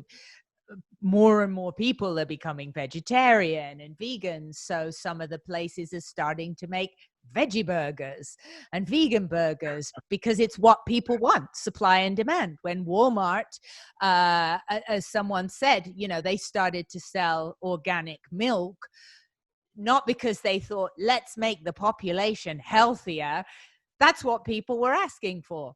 Hey, do you guys sell organic milk? So they started to sell it. And sure enough, it's hugely popular because people are kind of getting wise to organic stuff. And they, especially if it's an animal product, you especially want it to be organic. But imagine what Big Pharma could make if they started creating personalized devices in a different range of price points where you could have your little migraine pen. And, imagine what they could sell this for to someone suffering from migraines, $500, $1,000, and they've got a little pen, and maybe they do what every electronics company does, and they build a shelf life inside of the gadget so that it times out, its battery dies after a certain amount of time. Like what happens with batteries, you can get electronics that could go on for a long time, but they're designed like cars to fail at a certain point, or you'd have a car for 100 years. So it has to fail, or else the car industry would die, because everybody would just drive around in old cars, especially in California. Bad weather, and then you could have the elaborate gadgets that are $100,000 where you sell them to small practitioners, that like Pierre Rabessa has, where it can hear the frequency of your body and tell what's wrong and then play the frequency back. There would be money to be made if the drugs faded away. There's still going to be money and an industry to be made. It will just be a different industry and do less damage to people. I agree. I mean, I hope your vision comes to reality in the future. It would certainly be a wonderful reality for humankind, for sure. And it's true also of the oil industry, of course, who are now investing in electric cars as an example. It's a good way to think about this. Of course, there's still money to be made. Yeah. But I guess the shift will happen very, very slowly. I imagine it will happen very slowly. But it's a great future to look forward to, isn't it? Yeah, it's positive, and having people like you are very instrumental in your conference coming up, the summit. Now, you were speaking about dissolving a tumor with a sound, and it reminds me of Greg Braden, who's part of your summit that's on August the 3rd to the 7th, I believe. Indeed. Is your summit. Now, Greg Braden has an incredible video on YouTube where I believe it was in the Philippines, but they go to an operating theater and somebody has a tumor, and the surgeons get rid of her tumor chanting. They don't even touch her. They don't do a surgery. They chant, and they're going sort of, ha, ha, ha.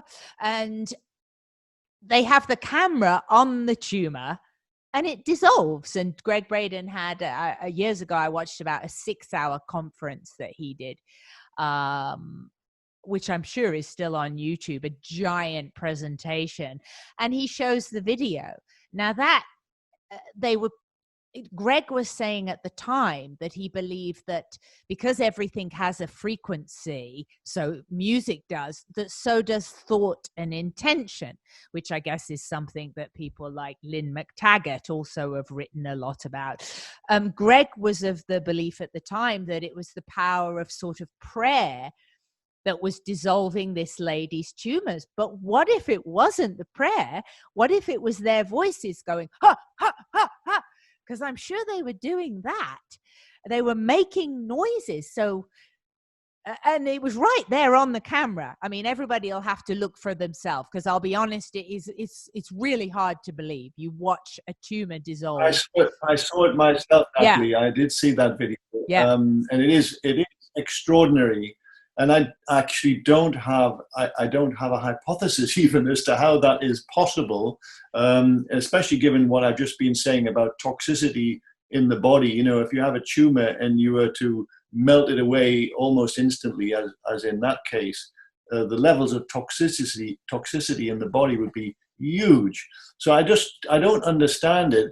But one of the things that you said there that has certainly tweaked something in my thought processes here is the power of intention, because intention and visualization can indeed heal. So in other words, without any other modality, you have a very powerful tool that we're all carrying around, which is our imagination and our ability to visualize.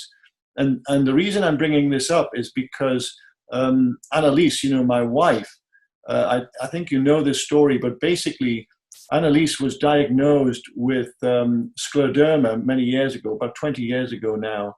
And scleroderma is an autoimmune disease, like cancer in a sense. And in this case, it's an excess of collagen that's built up under the skin, excruciatingly painful. And Annalise was told by a rheumatologist that you're either going to die very soon, or if you do survive, get used to being an invalid. Basically, you're going to be in a wheelchair for the rest of your days. Wow. This is the nocebo that she was given. But Wow. because Annalise is the person that she is, she didn't accept that prognosis at all. And she went away and she found a paper that had been written by Dr. Glenn Ryan. And this paper was talking about how your DNA can be reprogrammed by the power of visualization. And one of the most interesting aspects to this is that when you visualize yourself healthy and whole, which is, part of the process, that you have to actually be able to feel what it feels like to be healthy and whole. Now, that's not an easy thing to do. It's actually quite difficult. It's you have a powerful imagination. We all do. And it's easy enough to visualize yourself in one sense, healthy and whole. But then to go the next stage beyond that and to actually feel what it feels like to be healthy and whole, well, it's actually still requiring imagination, because, when we can imagine something, how when we have a dream, when we're asleep and we dream and it feels very, very real. So we have that ability to tap into our imagination. Maybe you have to go into a slightly altered state to be able to do this. I'm not sure.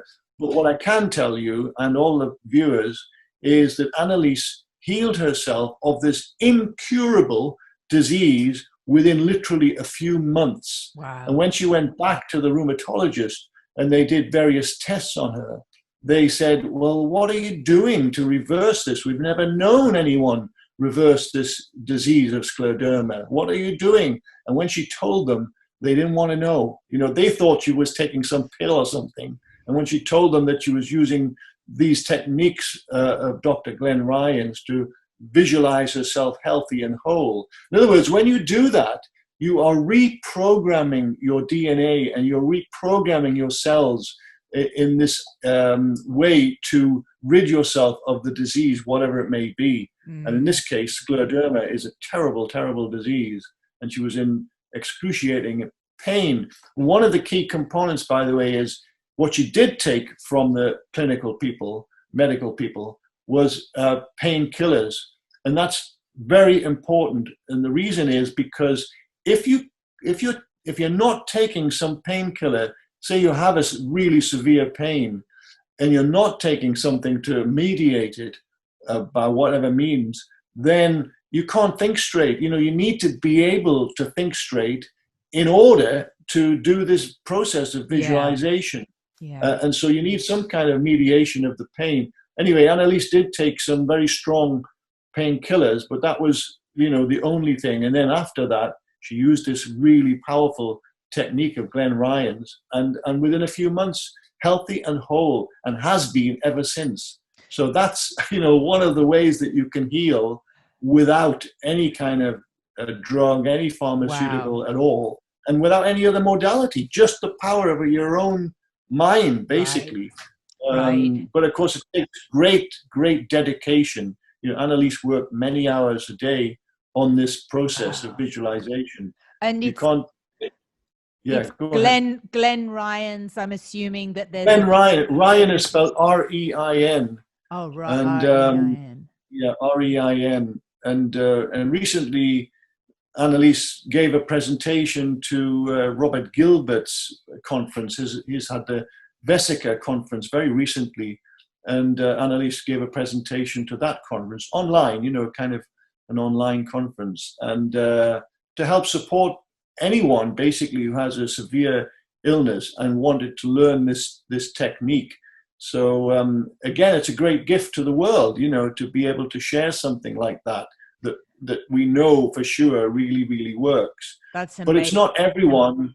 It's not everyone who has the will to do that. Most people give their power away to the medical doctors. Anyone in a white coat must know the answers, right? Well, they don't, basically. They know some answers, but they don't know all the answers.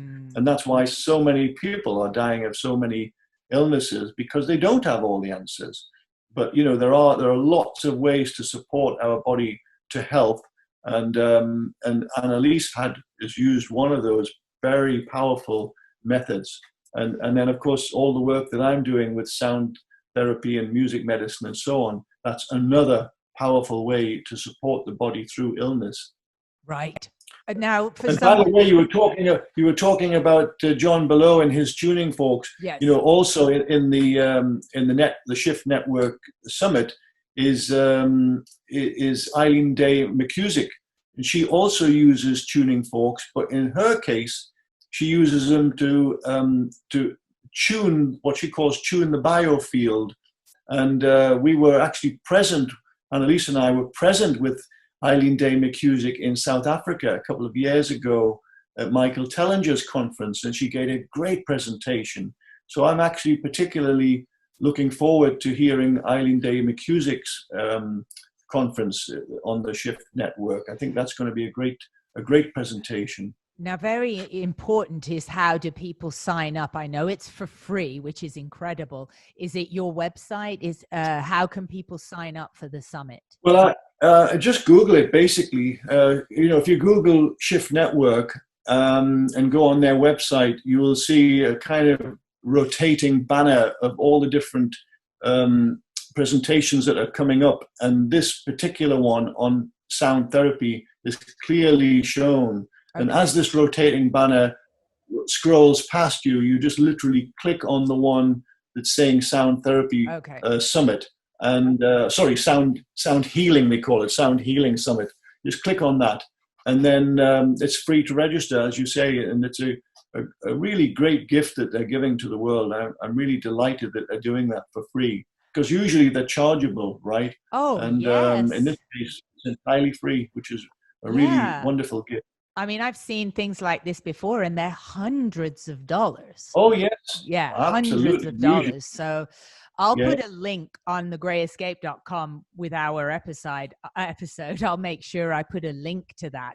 And then, did you just say that Annalise also gives sort of a workshop on this technique that she'd learned from Glenn Ryan? She gave it to Robert Gilbert's Vesica conference. So Annalise and I both gave presentations. That was supposed to be a kind of physical conference in the USA, right? Well, just about a week ago, it was supposed to be a physical conference. But because of all the COVID crisis, Robert Gilbert had to do it in a kind of virtual way. So it was an online conference. And what Annalise and I had to do, along with all the other presenters, was to sit in front of our computers without an audience, and give a presentation, which actually sounds very easy, but it's not. I mean, you might be good at it, Natalie, I don't know. But we found it actually quite tricky, because normally you give a presentation, you have some audience to feed off, if you like, to give feedback. You see their faces, you see their body language. You probably feel their heart, electromagnetism and so on. We're connected through our hearts. But when there's no audience, it was not that easy. But anyway, we did it, and Annalise gave a really great presentation about this wonderful, powerful technique of visualization that Glenn Ryan talked about in his paper. And I gave a presentation about sound therapy. It sounds so potent and valuable, I'm sure, to a lot of listeners and viewers. Where would people just Google Glenn Ryan, Rein, or is that where they would start to help to learn this technique for themselves? I'm not sure, Natalie, but what I can do is I can find out for you, and I'll send you that information. Then possibly, you could add an addendum to your podcast that would have that actual information. Yeah. I do know that Annalise found Glenn Ryan's paper online, and I believe that it's still there online. And so yeah, I'll find that out for you, and I'll shoot an email through to you. And is it, I'm assuming, Glenn with 2 N's? No, I think it's only got 1 N, actually. Only 1 N? I'm pretty sure. Okay. So Glenn 1 Ryan. N. Okay, 1 sure. N. Dr. So, Glenn Ryan, Rein. Yeah. Well, that should be easy to Google then. I'm sure there aren't many Glenn Ryans with only 1 N. I mean, I don't think so. I'm pretty elitist. But I will. I'll send you a link anyway. Well, I should probably let you go because it's late in England, in the Lake District. You'll be ready to settle. Quick wrap-up questions. I noticed in one of the blurbs that I read about you recently, you have little cymoscopes available for children. I have been longing for my own cymoscope since I first happened upon you. How much are these little gadgets? Well, no, it's not strictly true, Natalie. I have been developing a child's cymoscope for quite a long time. It probably would have been available if things had worked out a little differently. But as things have worked out, particularly with the COVID crisis and everything, it's likely to be available later this year. So we don't have any pricing information yet. But what we can say, or what I can say, is that it's going to be a great little tool for children to work with. And one of my passions is to teach to children ultimately. And so I've begun to write a series of lesson plans that are actually designed for teachers, because of course I'm only one guy, right? But these lesson plans are for use by teachers who will then teach the children in this exciting new field of cymatics, visible sound. And of course, one of the tools that the teachers will be able to ultimately access is this junior cymoscope that they can use to literally demonstrate to the children. And ultimately, I guess, this little junior cymoscope will be made in the Far East like most other, manufactured products. And when that day comes, which might be another couple of years, then the cost will come tumbling down, where literally a child's pocket money can buy the cymoscope. Whereas, this instrument that I'm building, the junior cymoscope, is still likely to be quite expensive, in terms of what a child could afford, but not what a teacher could afford, right? So John, that's the idea I have. I am a mature adult and not at all childish, but I want one now. Like, how do I get one now? I want I want the junior cymoscope. Can I be a beta tester? I want to be a beta tester. I want never gets. You know that old saying. Anyway, I'm just joking, Natalie. You will be very high on my list because I've already got quite a list of people who have asked me a very similar question. But what's the rough? I've got to know what's the rough price. Give me a price range so that I don't get too excited if it's out of my price range. How much? Well, maybe if I said $1,500, which is still a lot of money, but it's a heck of a lot less than $12,000, right? Which is what the cost of a Cymoscope Pro instrument is. So, but it's still, an accessible price for teachers, for schools that would then be able to teach this subject of cymatics, because you need a tool to be able to teach it. A Chladni plate is, of course, one way you can do it, but that doesn't go far enough. A Chladni plate is quite limited, whereas this new cymoscope model is very powerful way of demonstrating cymatics. And I think it's a great new science that the children are going to get excited by, And, you know, even if they don't study cymatics ultimately in their adult life, you know, when the child grows up, I still think there are so many aspects to cymatics that can take them into different areas of science, because the cymoscope instrument itself can be used to study so many different sciences, literally everything from A to Z. You know, every kind of biology, every kind of ology basically can be studied with a cymoscope instrument. So I think it's a great way to inspire children into the field of science in general. And large children. And large children. Okay, Natalie. And so when you get your junior cymoscope, I don't mean to persist, John, but will you come back on the podcast with it and teach me? And I can be a demo of using this junior cymoscope. I'd love to do that. Which obviously, it's a great pleasure to do that. Obviously will qualify for a 10% discount, obviously. Oh, so we love you. This has been really, I feel I've learned so much. I've learned for everyone to just get to kicking our health in gear, we got to get ourselves doing karaoke, right? Get the music going, get the cells going. We could heal the world cranking up Taylor Swift by the sound of it, but get your music on. And I'm also assuming that if music is the antidote, then the poison is probably very negative things listening to, like the news, very negative talk radio kind of stuff. Would that be correct? I mean, if one's good, there has to be the opposite, right? It is correct. Yeah. Anything that takes you into fear is not good for you. And, you know, Annalise and I, we don't watch the news because it's all so negative. And of course, there's so much good news in the world, and they don't talk about the good news. They always talk about the bad news.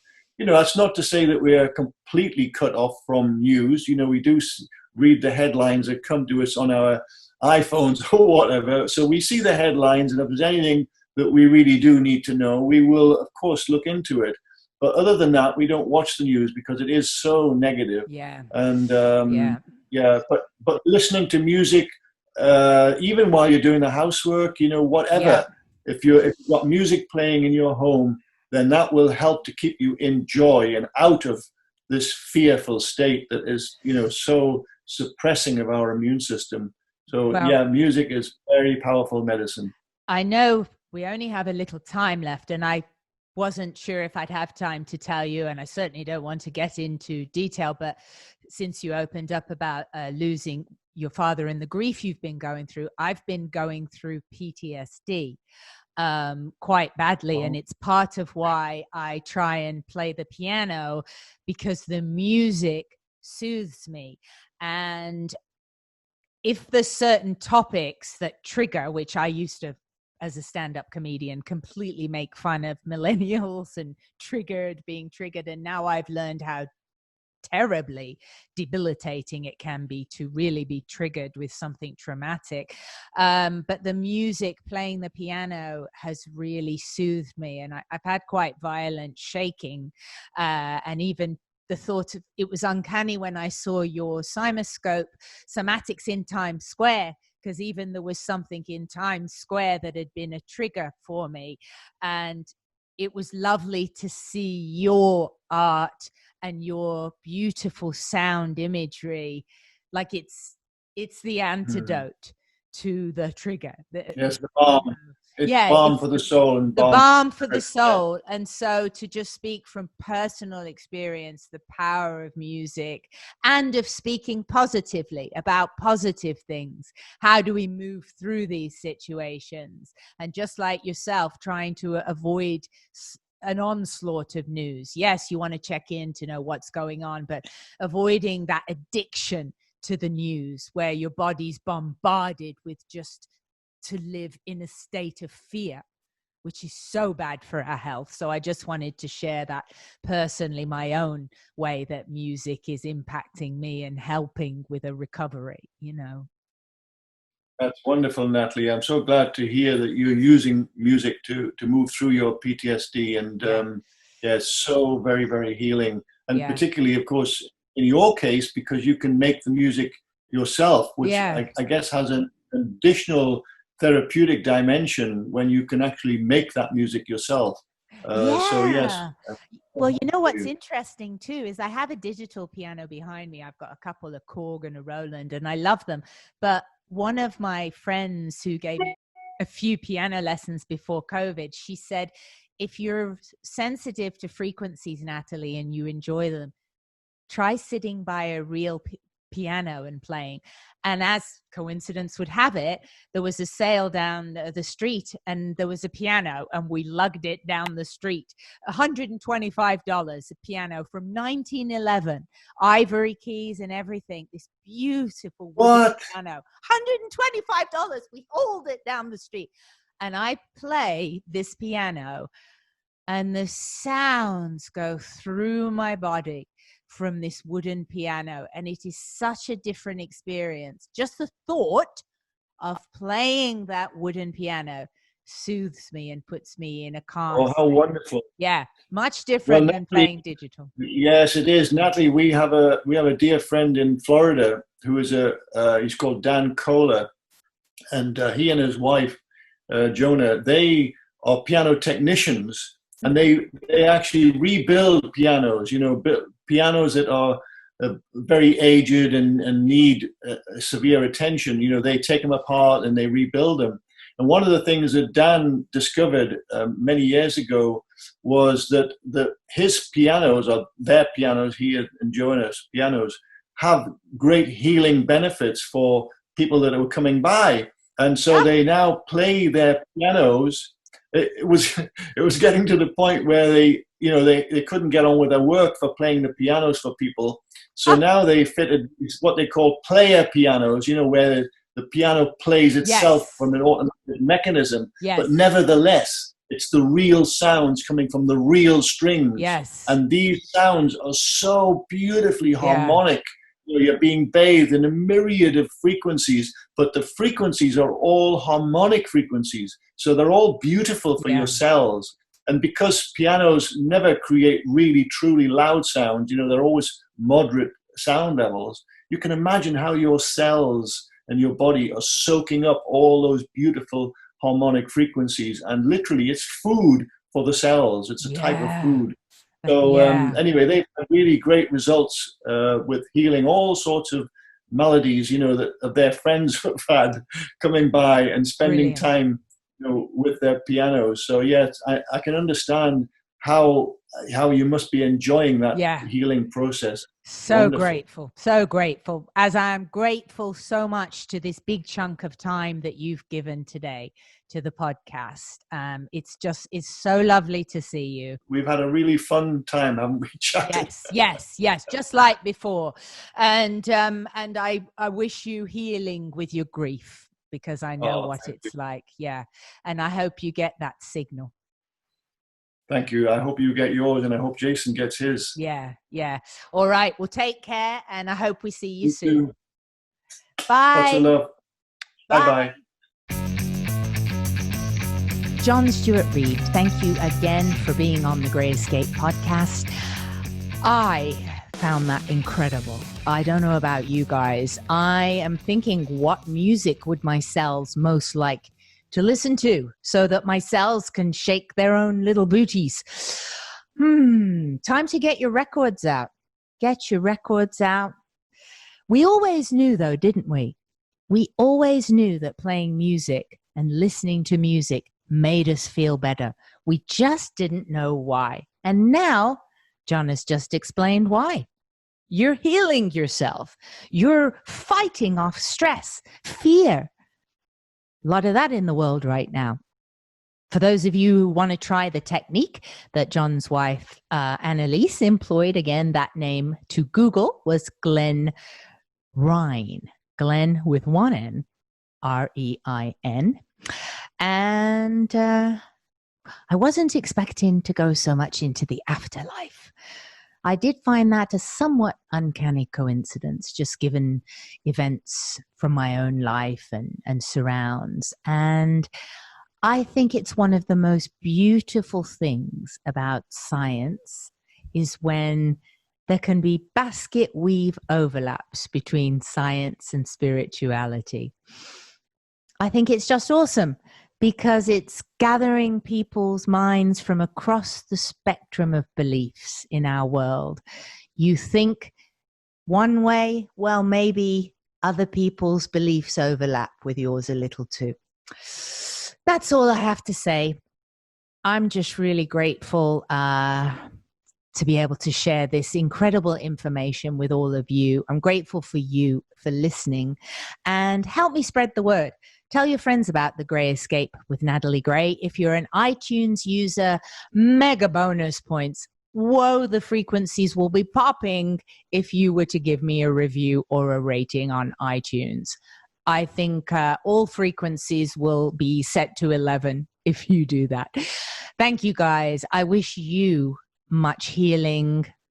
Whatever you need in your life, crank up that stereo and let's heal together. Take care, and I'll catch you next time right here on The Grey Escape.